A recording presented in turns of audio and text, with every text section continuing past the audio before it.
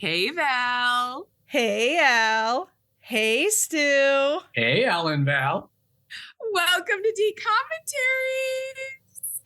Thank you. Welcome to you. Welcome to our listeners, and welcome to our very special guest, Stu Krieger. Shout out! Stu shout out. We're doing a Stu shout out episode, everyone. Surprise. We're not telling anyone about this beforehand, so this is a big surprise for our listeners right now as they're listening to us. So, Stu, please, any of our longtime listeners, they probably know who you are, but please introduce yourself to anyone who might be tuning in for the first time. Alrighty. I am Stu Krieger. I am currently a professor at UC Riverside in the Department of Theater, Film, and Digital Production, teaching classes in film and television writing and on kind of the business of the film industry. Prior to my move to academia in 2006, I was a film and television writer for 30 plus years. Among my credits are The Land Before Time and 11 Disney Channel original movies, which is how I am here with Alan Val. And it was a wonderful life and a perfect time to make the segue into teaching when I did. Wow. Amazing. That's great. We're honored to have you on. Thank you so much for joining us, Stu. My pleasure. Stu's really big on Instagram, big Instagram fan of D-Commentaries. So we slipped and slided into the DMs, and here we are. We did it. Our first Instagram relationship. Nice. Yeah. Stu, let's just dive right in. First of all, I just want to list off the DCOMs that you wrote, and then we can kind of go back and kind of start from the beginning. But Alrighty. Just so that everyone knows which ones, tell me if I've got this right. Zenon, Smart House, Phantom of the Megaplex, Rip Girls, which you are uncredited on, Zenon the Zequel, the Poof Point, Tru Confessions, Gotta Kick It Up, Going to the Mat, Zenon Z3, Now You See It, which is another one you're not credited for, and Cowbells. Is that correct? That is correct. Very good. Wow. What a list. Val would win DCOM Jeopardy. Also, just personally, I was so happy when I found out that you wrote The Parent Trap 2, because our listeners know this because I talk about it all the time. But when I was a child, my dad had recorded, like, on the VCR, The Parent Trap 1 and then The Parent Trap 2 behind it. And I watched those movies like all the time. Like, I am obsessed with the original Parent Traps and the new one. In fact, Al and I dressed as characters from the more recent version of The Parent Trap for Halloween this year. So big fan of that as well. I was very happy to see that. So anyway, let's start. I would love to know just like how you kind of ended up in like screenwriting, in this profession, in this arena in the first place. What I have said in other interviews is I was a little bit of a freak as a child. So I grew up in Rochester, New York. I had absolutely no relatives in the business, no connection to the industry. And from about first grade on, I would say to my parents, I'm going to go to Hollywood and be in movies. And then the other thing I used to do was I would steal photos out of our family photo album and write on the back, write on the envelope to Walt Disney, Hollywood, California. And on the photo, I would say, look at me, I'm a really cute redhead. You should put me in one of your movies. And see, I've kind of gone blonde red with age, but I was like flaming red hair. In fact, my mother tells the legendary story of when I was born. The doctor said, I've delivered 10,000 babies, and this is the reddest redhead I've ever seen. So that was my pitch. I'm a cute redhead. You should put me in one of your movies. The very strange thing is he never did. I never got a call from Walt saying, come on out. Oh. Then sort of, beyond that, I was in plays all the time. I was acting, I was doing all that. But at some point I started writing as well. I wrote an incredibly embarrassing coming of age novel when I was in high school that I still have in a trunk somewhere. And when I went to college, the college I was at didn't have a specific film major, but they had a communications major. And at the time it was like, I don't know if I'm going to land in journalism or film or what, but I know I want to go to Hollywood and at least give it a shot. And so I graduated. I moved to the West Coast. I started applying for any job that was even tangentially related to the industry because, like I said, I had no family, no connections. So I applied to be a critter at Disneyland, and my pitch to them was, "Look, I'm short. I can be Chip and Dale. I can be Donald Duck. I got a good ass. I could, I can do any of these things." Again, didn't get hired doing that. Applied to be a page at NBC Studios, a tour guide at Universal, just anything I could think of. And the first job I got was at the Herald Examiner newspaper, which has long since gone belly up. But I was hired as a copy boy, which is basically a production assistant, running between departments. Any minute I wasn't on an assignment, I was hanging out in the entertainment department and bugging them and asking them questions. And eventually they started letting me write movie reviews and go on celebrity interviews. And when I would do the celebrity interviews, at the end of each one, I'd be professional journalist Jimmy Olsen, cub reporter. And then at the end, I'd say, "If you have 5 minutes, can I pick your brain?" And whomever it was, I interviewed Suzanne Plachette when she was on the Bob Newhart show, and Sally Struthers when she was on All in the Family. And I would say, wow. If you've got 5 minutes, I want to be a writer. Do you have any suggestions? And the thing I do have to say is everybody was phenomenally helpful and generous with their time. And the message I got pretty quickly was, you really can't do anything without a writer's agent. Most production companies won't read unsolicited material. They don't want to be open to lawsuits. So while I was still working in the paper, I was writing scripts at night and sending them out. And I got an agent who was interested in representing me. And boom, boom, boom, one thing led to the next. He got me my first job.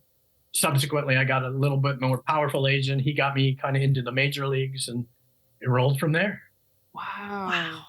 That's amazing. That's amazing. Okay, we're the same person. So what really started your relationship with like Disney and Disney Channel? I'm going to stand up for 1 minute to bring you something that I got to pull off the bulletin board behind me. Oh my gosh. Uh-oh. Who's it gonna be? Who's it gonna be? Oh.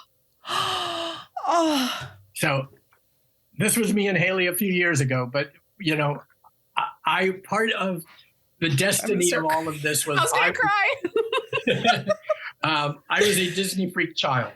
So all of the original, like you said, the original Parent Trap, Pollyanna, Swiss Family Robinson, Son of Flubber, Absent-Minded Professor, those were the movies I grew up on. And grew up on to the point of, I am in the middle of 3 brothers, and both of my brothers were jocks. I was the arty kid. I was the one that wanted to be indoors watching movies and drawing and doing all of that. And like I said, pulling photos out of the photo album to send to Walt Disney, it was always, I had this, that was my world. That was where my imagination was sparked. I wanted to be in that treehouse with Swiss Family Robinson. I wanted to be in the flying car with the Absent-Minded Professor. I wanted to discover I had a twin. All of that. That was my growing up. And the ironic thing, which I think I might have told you guys in one of the emails, is my first just absolute blind crush was on Haley Mills. And when, I was of the era when the Beatles were the big thing, and all these girls I was in school with would bring fan magazines with pictures of the Beatles and stuff. And I'd always flip through, and if there was a picture of Haley in it, it was like, can I rip this out? And like, there was literally at a point, one whole wall of my bedroom wallpaper with pictures of Haley. So the fact that I can now do this and show you a picture of me and Haley being pals and hanging out together is just amazing. So when I first found out that Disney was doing the sequel to Parent Trap, and as you articulated, it was, a sequel using the original Haley as the original twins again versus the Lindsay Lohan remake. I said to my agent, you have to get me this job. You do not understand what this means. I will pay them. Just let them tell me how much it costs. But this is my job. I have to have this job. And the agent called me back a few weeks later, and he said, I really tried, but there's already a writer on it. It's in progress. Really sorry, but I made the effort. And he said, and part of the problem is they have a very specific shoot date because Haley Mills is committed to do a play on Broadway in January, and they have to shoot before that happens. So it's like, okay, well, you tried. And smash cut to like another 4 weeks later, my wife and I were on vacation in Hawaii, and I got a phone call at 5 o'clock in the morning, and it was my agent. I was like, what are you doing? It's 5 o'clock in the morning. And he said, oh, I knew there was a time change. I thought it went the other way. I'm sorry. And I was like, no, buddy. And he said, but anyway, you're going to be really happy. Disney called and they said, The script they got is not working for them. Now they're really up against a wall. If you can be back here on Monday for a meeting, the job could be yours, but you got to come in and pitch your take on it. And so the thing I said to them is, if they're not happy with the script, I don't want to read what they have. I could write this movie in my sleep. Just let me come in and pitch, my take on it. And I went to that meeting on the Monday and pitched my take. And they said, oh my God, this sounds great. Yes, but you have 3 weeks to write the script because we need to greenlight it and do pre-production and still be able to shoot on the original schedule. And I went, I could write it tonight if you needed me to, but we're good. And so wrote it in under 3 weeks, sent it in, and somewhere in the archives of the world, there's a script that came back. Michael Eisner was the head of the studio at the time, and the script came back and it said, great draft, green light, let's go, ! And we went into production. Wow. That's such like that's a movie story. Like that story is, so that is a script in and of itself. Yeah. So I was saying that was kind of my toe into Disney. And then really what happened in terms of the full-time move into family entertainment was when my son was born, I was working on Amazing Stories, which was Spielberg's first entree into television. And I worked on both seasons of it. And partway through the second season, his head of development came to me and she said, Steven and George Lucas they've had a long time idea about an animated dinosaur movie that they want to write. And she said, I was talking to Steven last night and we both feel like you've become an even better writer since you became a dad. Is this something you would be interested in doing? And as I tell my students all the time, when Steven Spielberg and George Lucas say to you, do you want to do this thing? You say yes first, and then you ask questions. It's not about again, how much you going to pay me, what time, how much time. You just say yes, and then figure out everything from there. And part of what that turned then into family entertainment was going to movies with my son and looking at what was being done and thinking like, there's a smarter way to do this. You can entertain kids without having to talk down to them. It doesn't all have to be stupid dads and pee-pee caca jokes and those, Right. You really can do things that are about something and still reach kids and have an impact. And so it was a very deliberate and happy turn into family entertainment for that latter half of my career. Yeah. So that, excuse me, sorry, that was the pivot point was for that when you kind of went into family film. Yeah. That's really interesting. I rewatched The Land Before Time this morning because I've obviously seen it like probably 1,000 times as a kid, but I hadn't seen it in, 20 years or something. But I did notice it felt very modern. Like it felt very timeless. Like it didn't feel like something that I watched a million years ago. It felt very much like it could come out of, Pixar or Disney right now and it would still like work really well. So, well, I'm very, very happy to hear that because yesterday morning I woke up to an email from one of my colleagues here at Riverside, who is the director, Patricia Cardoso, who directed Real Women Have Curves and is directing television currently and is an amazing filmmaker herself. But the email was to me and the rest of the faculty that said the Motion Picture Academy Museum is holding a screening of The Land Before Time on January 21st. We should all go. And I said to Patricia, I'm so glad you know, because this is the first I'm hearing about it, but how exciting. No one told you? Yeah. And my entire faculty is making a field trip and going to the museum to see The Land Before Time. And what you just said was so wonderful to hear because I have not seen it in many, many years. And I haven't seen it on the big screen since it premiered in 1988. So wow. To go to the Academy Museum in their big, beautiful state-of-the-art theater with all of my colleagues is just incredibly exciting and touching and a little bit overwhelming. Yeah. I mean, even watching it on a small screen today was a pretty fun experience. It's really interesting. The art is done in such a fascinating way where it's almost like a painting as the backdrop. And the contrast, like, it's not distracting. It just looks really cool, like between the animation and the background. It's really neat. Yeah, and that really is the beauty and genius of Don Bluth, who was we did 2 films together. We also did a Troll in Central Park. And Don, both as a talent and as a human being, it just, both of those were incredibly positive, wonderful experiences. Wow. That's so neat. So I have to go back real quick because I have one question. So you met Haley Mills. So does that mean that you were on set for filming for Parent Trap 2? Well, this is another, sometimes be careful what you wish for and sometimes it works out, which was we shot the film in Tampa, Florida. And normally what I've done on most of my films, especially with all the Disney Channel projects, is I would be there. They usually do a table read with the full cast a couple of days before, and then there's a couple of days of rehearsal and then shooting. And so my MO usually was I would go for the table read. I would be there for the rehearsals. I'd be there for the first 4 or 5 days of shooting and then go, looks like you're under control. I'm out. Okay. Part of it is because it's really uncomfortable to be the writer on set because there's nowhere to stand when you're not in the way. And it was always, even before cell phones, I'm a phone call away if you need anything, if anything comes up. And one of the really good examples of that was the Zequel shot in South Africa.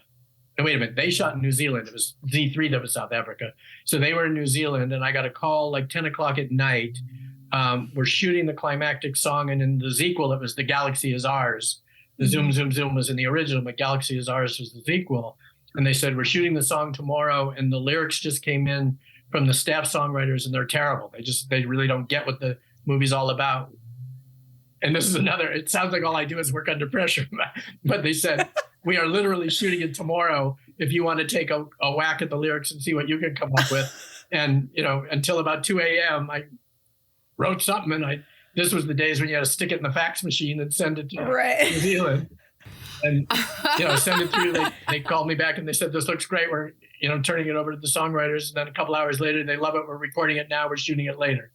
And wow. That's so cool. I like that song better than Zoom, Zoom, Zoom, for the record. Hot take. And that is my one and only songwriting credit, but I still do get ASCAP residuals for it. Wow. Yeah! I'm going to go listen to it a few more times amazing. on Spotify. Get you a few more cents. Yeah. That is so cool. Well, that's actually funny. We wanted to ask you about that. So when they were shooting on location, because some of these, at least filmed in Toronto, if not, like New Zealand or somewhere farther away. Yeah. Did you go to those locations or were they doing the table reads and everything, prior to leaving? Well, this is the wonderful world of Disney. If it was in the country, even Canada. I did go to Vancouver for the original Zenon was Vancouver, Phantom of the Megaplex and Tru Confessions were Toronto. So I was there for all 3 of those. I was in Salt Lake for Poof Point. But anything that went any farther, they weren't paying for me. So I didn't make it to New Zealand. I didn't make it to South Africa, but I did get to go to Canada and anything in the continental United States. Wow. And do you know the decision behind filming in other locations and countries? Yeah, it's always economic. So different tax incentives at different times change. And so, if they get an offer from Vancouver or Toronto or New Zealand that says, we give you this amount of credit back in tax breaks and stuff, and suddenly a $5 million budget becomes a $3 million budget. That's how you end up in these places. Interesting. We noticed there was a period where they were filming so much in New Zealand, and I had to think that it was economic. There's no other reason to go halfway around the world, right? Whenever a side character has a terrible accent, we know that they're in a different country. Especially when they're trying really hard to make it sound like an American accent. Oh, yeah. There's been a couple recently where we were like, yikes. Yeah. To the point of working under pressure, I was curious because for a period of time, these movies were coming out really fast. And even for you, there were years where you had 2 coming out in a year. Was that a lot? Were you working on other stuff? Did you have a lot of time to work on these, or was it pretty compressed? The thing is, I am a fast writer. I never let the Disney Channel know in the day just how fast a writer I am. But what was happening, and it's part of the reason why I was as well employed by them as I was, which was the original, as you said, series of DCOMs were 1 a month. And so the first Friday of every month, there was a new movie premiering. And one of the things that I was able to do, and I'm going to back it up a tiny bit, because one of the things, advice to any of your listeners who are aspiring writers is do your research, do your due diligence, and know who you're going to speak to.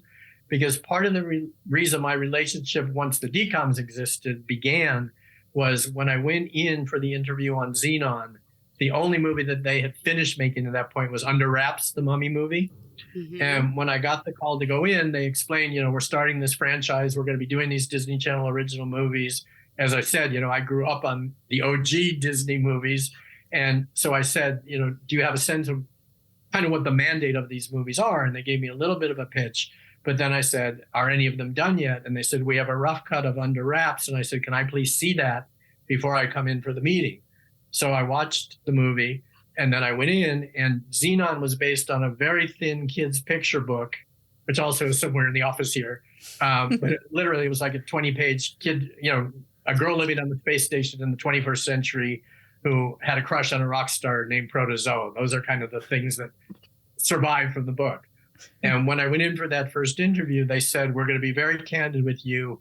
You are the 19th or 20th writer that we've talked to about this, but we're still trying to find the right person.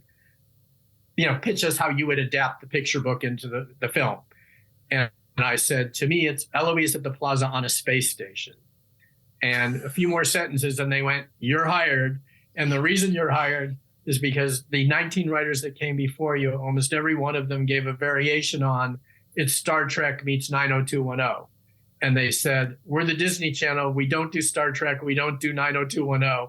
We do Eloise at the Plaza on the space station. And, that's why I got the job. And so it was the combination of having grown up on those Disney films and knowing what they were about and knowing what the DCOMs were based on my questions and watching Under Wraps. And that's where the relationship began. So to answer your question about, the pressure of it all is after the first draft of Zenon went in and they were really happy with it, then it was like Smart House was already a project that existed. And they had several drafts that were kind of the shape of the movie and the whole idea of a smart house in the future. And they said, but we feel like kind of the characters and the relationships and the emotions of it aren't where we'd like it to be. Will you take a whack at it and, tell us, again, read it and come in and pitch how you would tweak, whatever you would do to improve it. And I did, and I got hired. And so kind of what I learned to do with them was I would put the Zenon script down for a couple of weeks. I would work on Smart House. I'd go back to the Zenon script. I'd turn that in. And then I'd go back and work on Smart House for another week and then turn that in. And sometimes if I was done, I would sit on it for a week or two because I didn't want them to know quite how fast I was. Because once they know, that's what they expect. Right. But especially they held a party celebrating the first 50 movies that they made. And at that party, Gary Marshall was the head of the channel, announced the fact that I had written 10 of the 50. So 1/5 of the output was pretty good. But part of it was through that whole cycle, I was always working on at least 2 at a time and just kind of rotating them out. And I think, again, part of the reason I stayed employed there was if I said, you'll have it a week from Friday, they had it a week from Friday. And they were always on such tight deadlines. They needed somebody they knew that they could depend on and that was going to deliver something they could go out and shoot. Wow. Be dependable. That's always the way. So, Stu, some of the DCOMs are based off of books. Did they really say, like, let's do a majority of these movies based on books because it's kind of something that's a little bit easier to interpret?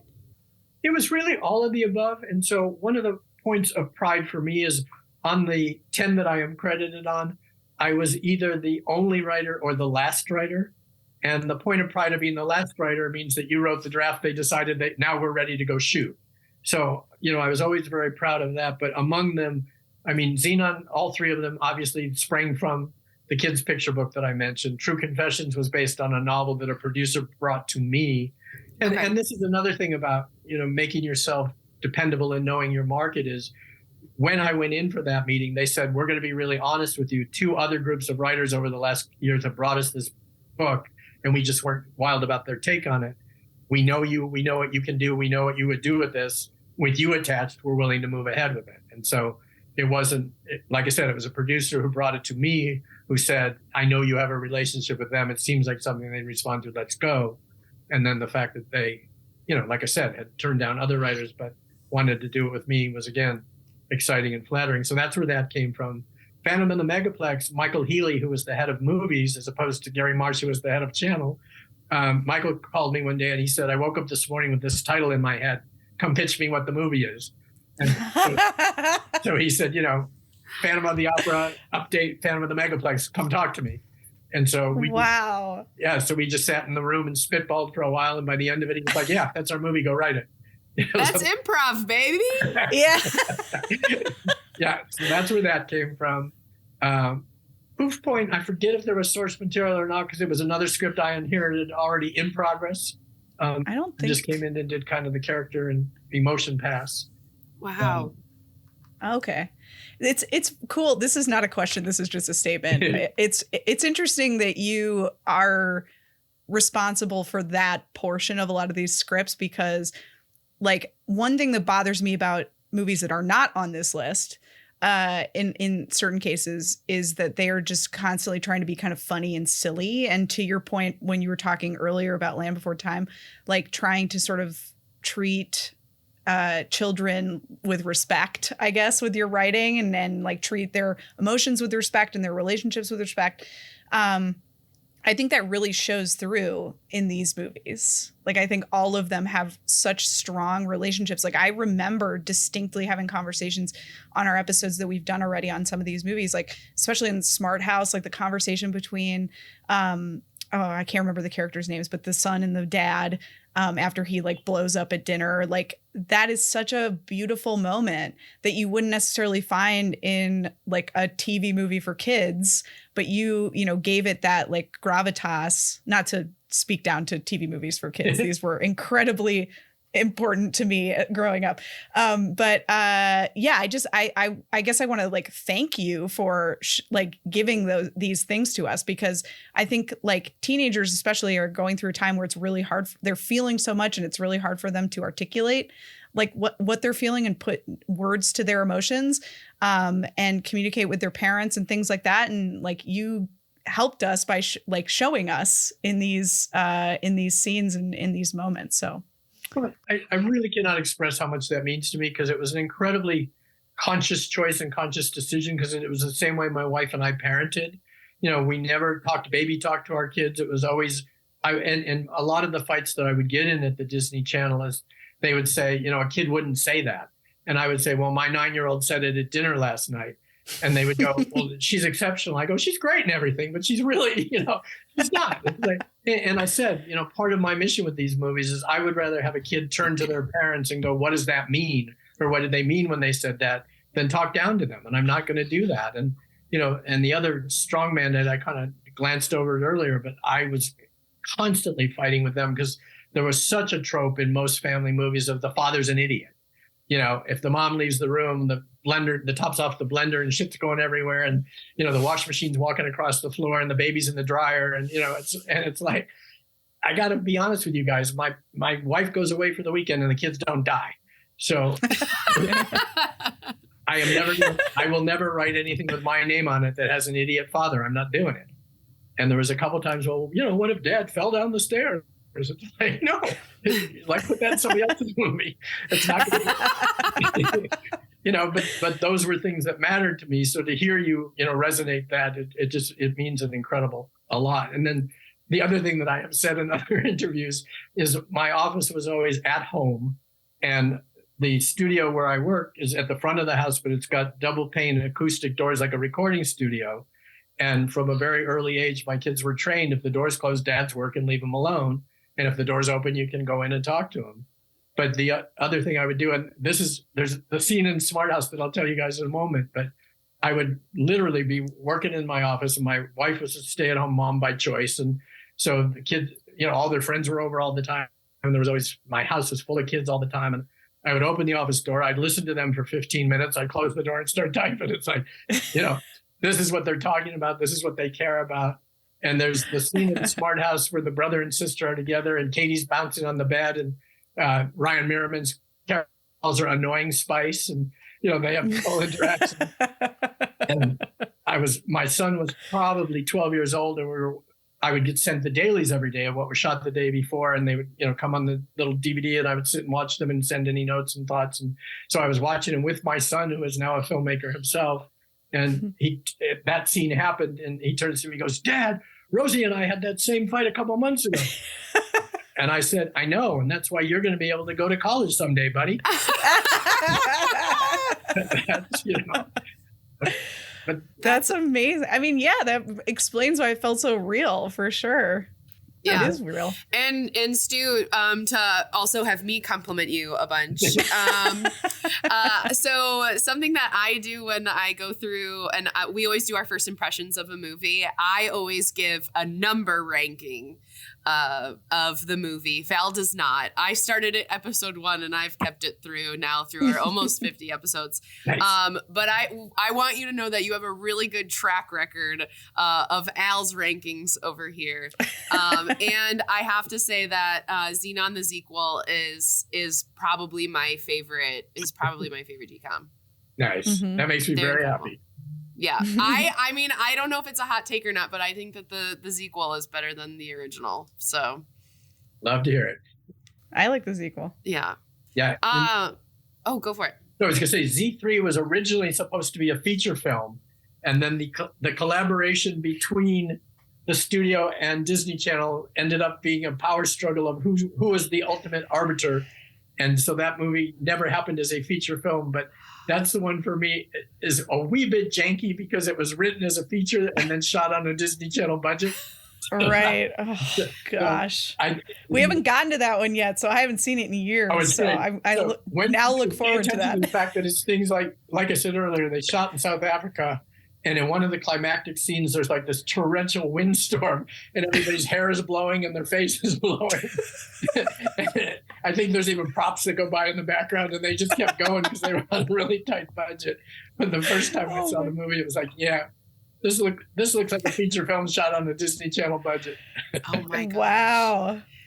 That's amazing. Speaking of the budgets, I mean, I don't know how much insight you had into this, but like, did the budgets grow at all over time? Like once the concept was kind of proved to be successful?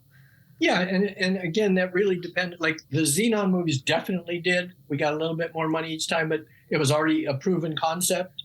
And so it wasn't true across the board. Different movies had different budgets and different scales and all of the rest of it, but it was kind of, those things became negotiable once there was kind of a foundation of this is something that's already proven its worth. Right.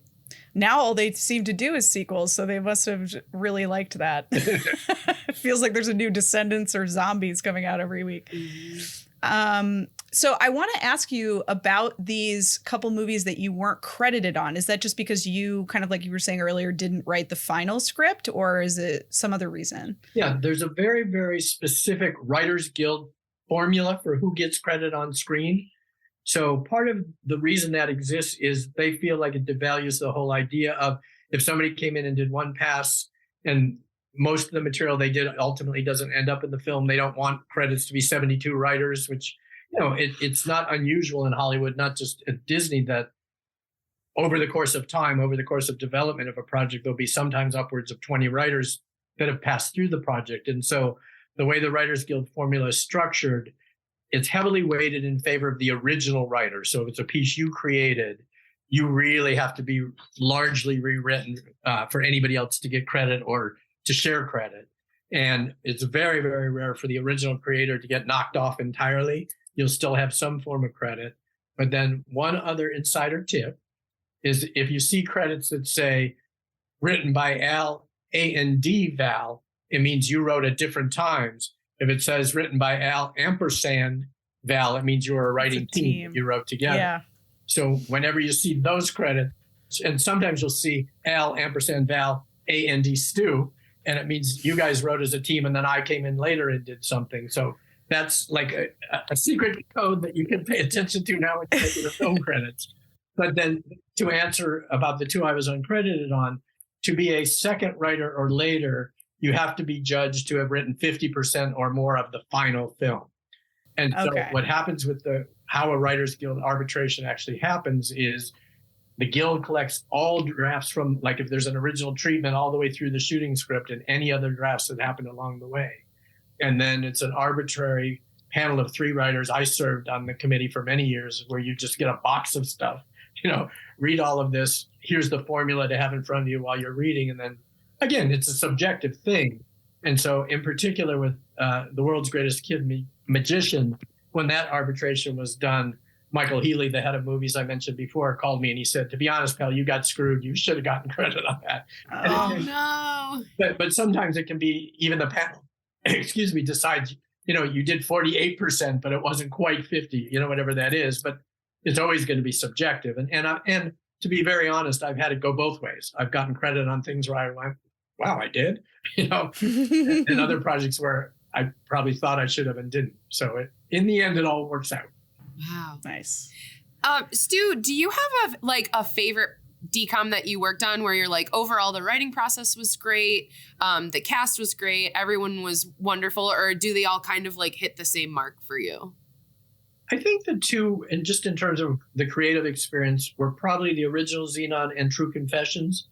And the reason for that with Tru, it was another thing I knew from the beginning that Shia was attached to it. And we had a window of shooting that as well because he was still doing Even Stevens. But that, of everything, not just Disney, but of all the 30 years of film credits that I have, that was the least amount of drafts that I did on anything. And so from first draft to shooting script was only 3 drafts. And part of it was once the first draft was done, everybody was like, yeah, this is pretty much the movie. And then, there were some tweaks that happened along the way. There's some things that happen in production just based on locations and shooting schedules and all of that. But it was a pretty smooth, we were all making the same movie from the very beginning. And so, Shia was wonderful. He was great fun to work with. And so that whole experience was just very positive.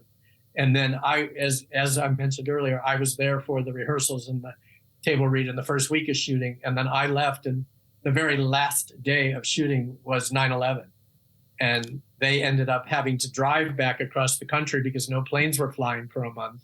And the very last day of shooting, that's what happened. And so the entire cast and crew, after a couple of days of, just waiting for the literal dust to settle, ended up having to drive across country because, like I said, they couldn't get a plane back to LA. Wow. That is wild. Yeah. And then with the original Zenon, it was just so much fun because, all of the language was stuff that I got to invent. I got to go to the Jet Propulsion Lab in Pasadena and talk to the scientists about stuff they were working on. That's amazing. Yeah. And I mean, it's very funny because a bunch of interviews I've done in the last 5 or 6 years are tech places calling me about both Zenon and Smart House. And they'll be like, well, you invented Alexa with Pat.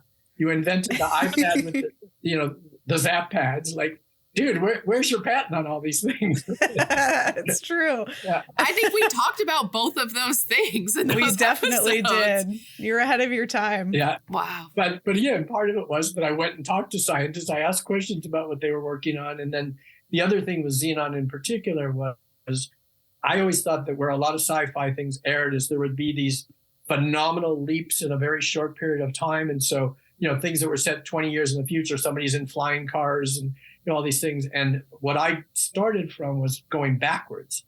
And I said, if I jump now from 1998 when I wrote it, back 50 years, men were still wearing suits to work and women were still in dresses and we were still driving cars. And, things happen, but they're not these phenomenal leaps forward. And so with Zenon, I tried to do the same thing.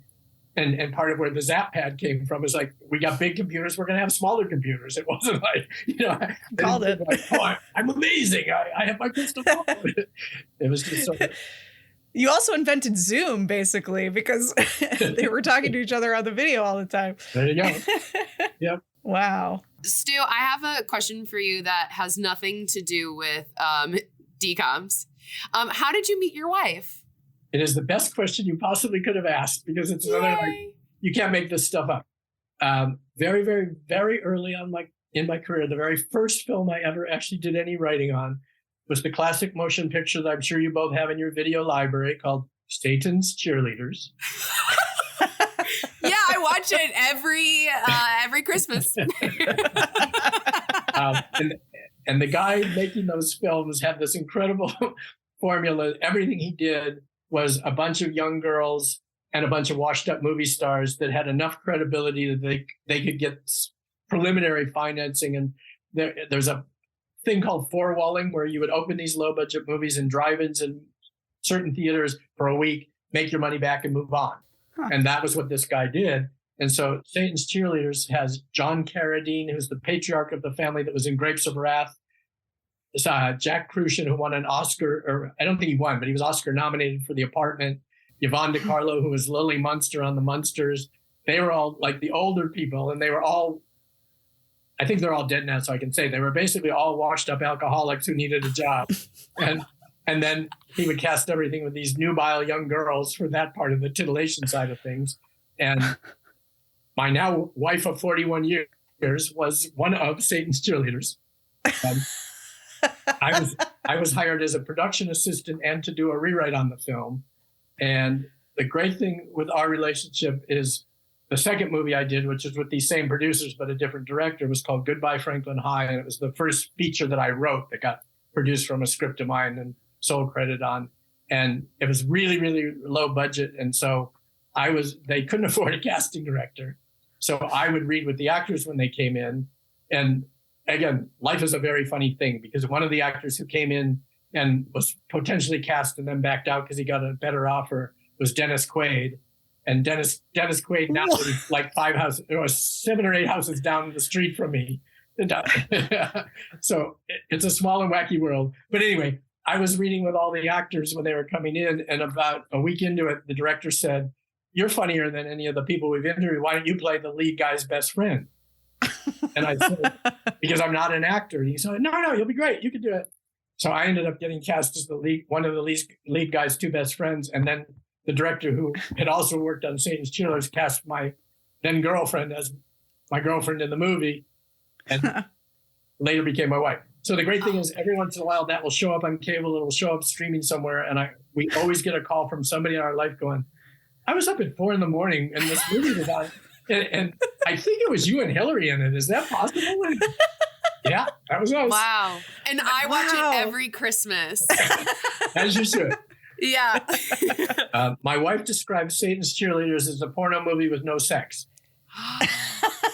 So, perfect. That's what everybody wants. Love it. So basically, in terms of score, production value, everything else, it looks exactly like a porno movie. There's just no sex in it. All right. Well, sold. Sold. Did she continue to act? That is part of the reason where we began today, that I was able to have Henry Winkler and Ron Howard as my guests, because she was on Happy Days for 5 years. She was one of the original kids in Arnold. She was always in the background, and this incredible thing of like, I do not know who these people are that have this kind of time, but she was an extra. She occasionally had lines. She made out with the Fonz a bunch of times. She was always dancing.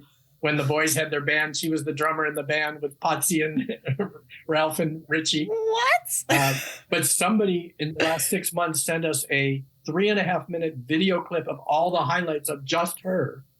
And we have no idea who made it, how they got access to the clips. No idea. Wow. But a friend said, "Have you seen this yet?" And it's some fan somewhere. But, wow. Thank you to that fan. Yeah. That is incredible. Yeah. So that's the reason that I've known Ron and Henry for 40 years, is because she was on the show for 5 years. That's incredible. Man, another part of my childhood. I used to watch it on Nick at Night all the time. So good. The Enemy. Yeah. Our enemy, Nickelodeon.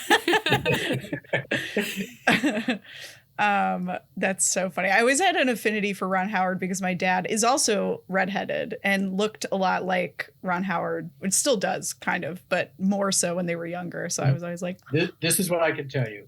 He and Henry are two of the nicest human beings on the planet.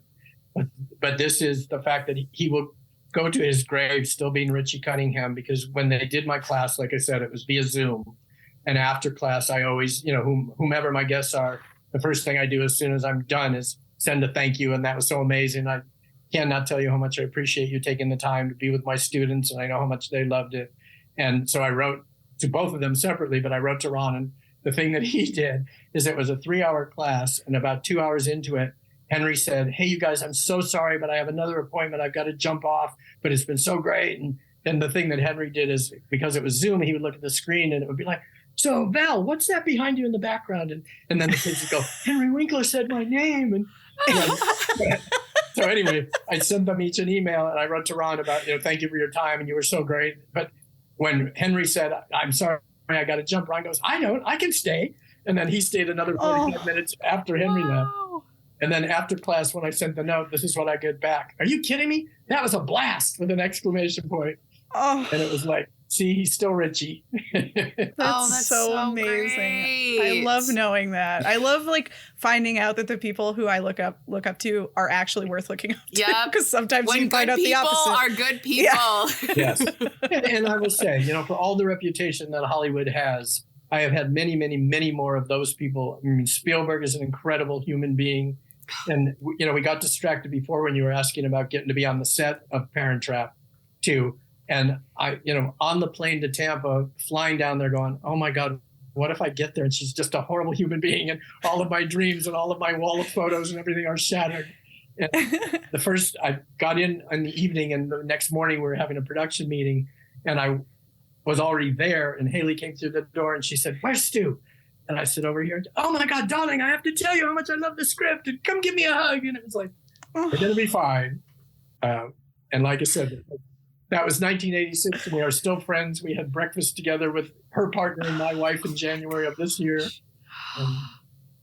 Dreams come I true. love that so much. Stu, all of the stuff you're saying is just extremely validating for me wanting to be a part of this industry. And I appreciate you so much for that. Because sometimes it's really hard to want to keep going. Absolutely. Absolutely. But really, I mean, everything I've said about many, many more decent, human, wonderful, creative, generous people that I've encountered. And, are there the egomaniacs? Are there the people? Absolutely. But in terms of if I had to line up all the ducks of all the projects of everything that I worked on, and Don Bluth, is also in that category. And I don't think I said this earlier, but he had an autobiography come out this year, and I hadn't talked to him in conservatively 25 years. And I read the book, and I looked online and found his contact information and just wrote to the contact and said, I worked on Trolling Center Park and Land Before Time with Don. I'd love to say hi if he's around. And 2 days later, I got Don's on the line. He wants to say hello. And we had a half-hour catch-up phone call. And, so. Wow. That's amazing. And Stu, you did a TED Talk in 2015. And Val and I both watched it. Now, this is a note for our listeners to pause right now and go watch the TED Talk because it's incredible. But kind of going off of our conversation of people are good and keep going. I think what your TED Talk was about of choosing joy, choosing happiness, choosing this optimistic life to live in is really important for a lot of industries, including this one. Very much so. And another story that kind of illustrates that is, again, I've been incredibly blessed. I've had an incredible journey. It's all been amazing. And, I have a beautiful home in Brentwood, California. And several years ago, a couple of my friends were out visiting from Rochester, New York, where I said, as I mentioned, grew up. And my backyard has 2 tiers, and we were up on the upper deck, and it's kind of looking back at the house, and our bedroom the windows were open, and my wife was laying on the bed with the 2 kids reading to them before she put them to sleep. And, I was standing with my 2 childhood friends, and they said, when you were growing up in Rochester, New York, did you ever imagine this would be your life? And I said, I don't want to be an asshole, but yeah, I do. Yes, yes. But I kind of feel like if you can't see that as a possibility for you, if you can't imagine this is a life I can have, it's not going to happen. And for me, when people, especially now with my students and stuff, they'll say, why do you feel you succeeded? And I always say it's because I was too stupid to know I shouldn't. It was sort of like I had this attitude of somebody's writing this stuff. Why shouldn't it be me? I grew up on it. I know it. I care.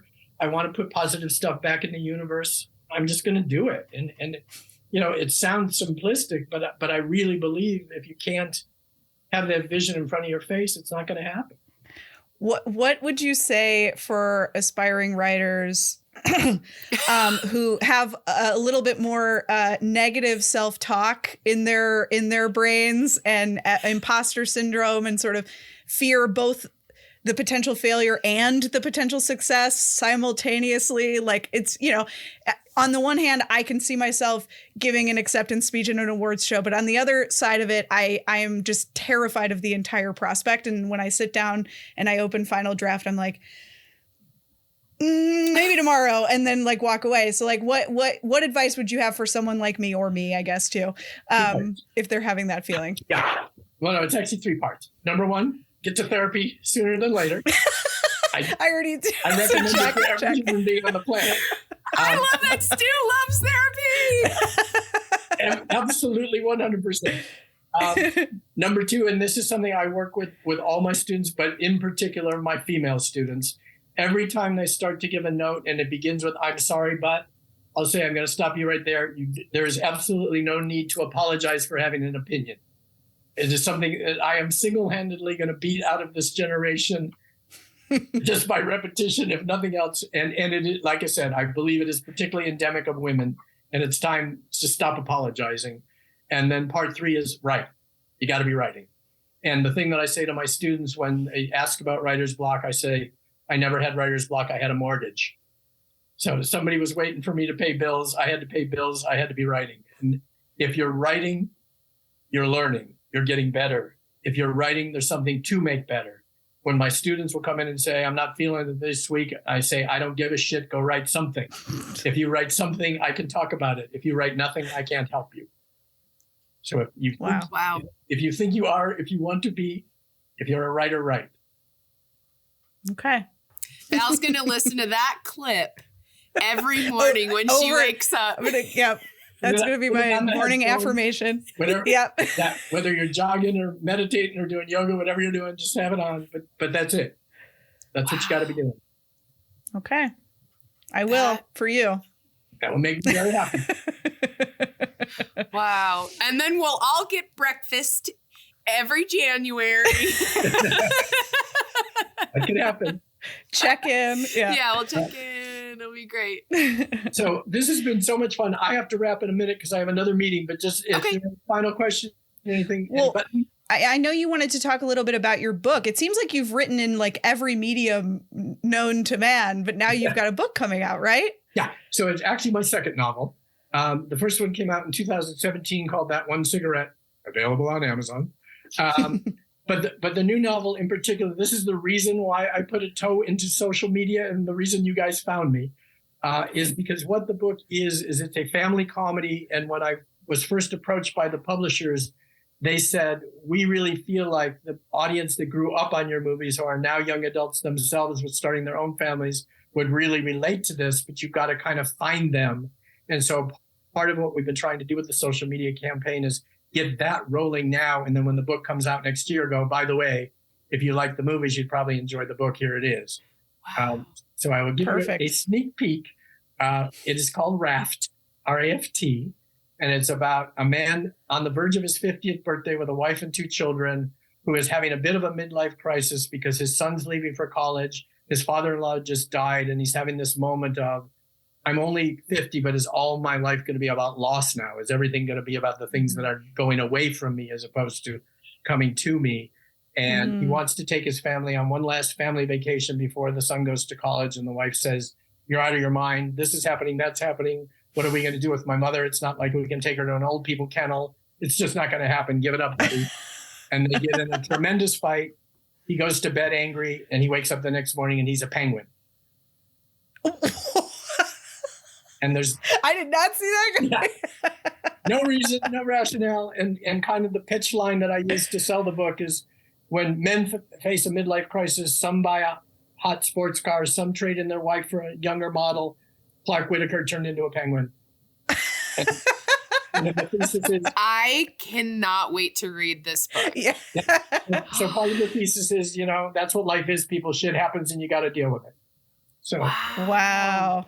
Thank you so much for sharing. I truly can't wait. I am 3 books ahead of my reading goal this year. So I'm adding Raft to my list for 2023. All right. Al's a prolific reader. I'm a big reader. Now, the other thing, Stu, before you go, because I know you only have a few minutes, we end every episode typically with a fun game. I didn't want to end with a game this time, but I did want to end with something fun for you. So the reason why we adore you so much is because you have written a lot of our favorite DCOMs. Obviously, we talked about it. But we do our Stu shout out every time you have written one of our favorite episodes. And in the one that I think I sent you, we said we were going to potentially make merch one day. So we'd like to share with you our logo for our Stu shout out merch. And here she is. So we have our Stu shout out. Well, everyone's going to be able to wear all of your merchandise, but we just wanted to show you a little bit of appreciation there for being so incredible and wonderful and joining us today. So I think it was a good date and time to launch our Stu shout out merch. Could not be more flattered. I just appreciate everything you guys had to say. Also, always appreciate how prepared you were and how much fun this was. So thank you so very much. Thank you. Thank you so much. We can't. I literally cannot tell you how much this time has meant. Like talking to you, learning about your life, learning about all the amazing people that you've come across. Like, wow, what a life you've had. I had goosebumps this whole time, and my computer shut down for about 7 minutes of it, and I still had goosebumps throughout that part too. Really, really appreciate it. So. Obviously looking forward to hearing the episode when you put it together, and have fun doing it. And thanks for reaching out initially. Really appreciate it. Thank you. Thank Truly you cannot so thank much. You enough. That way, take care. Bye. Bye. Well, that was incredible. Val. It's me, Al. That was I'm never going to be the same. That was probably one of the greatest moments of my life. What a guy, man. Like, it, we were talking about how like it was so comforting to know that like he had met all of these other people who we looked up to who turned out to be good people. But what a lovely thing to find out that the person who literally wrote our childhoods is also really incredible man in the entire world. I think one of the things I admire most about him is how well he talks of others. Yes. I mean, you could just tell he has a lot of respect for everyone around him. Yeah. Like his default position is like respect and kindness. Yeah. Which I think is such a wonderful thing. Like, yeah. Well, and I think that's why he succeeded for so long. And I think that's why he's a good teacher as well. I could sit in any one of his classes and, I'm a terrible student, but I would I'd get all of his office hours. Yeah. I'd be like, tell me everything you could possibly tell me. Oh my gosh. I'm going to write more now because he told me to. Yeah, you have to. Exclusively because Stu told me to. You actually have to. I know. I didn't know how to say, I don't want to write, but I just want to be on the TV. Stu, what do I do? You could have. I'm sure he would have had some kind of advice for you. Who knew that when he liked on Instagram our reel making fun of one of the movies he wrote, Poof Point, that it would have led up to this? Like, although truly. It wasn't the writing, it was the acting that we were making. It was fun of. 100% the acting.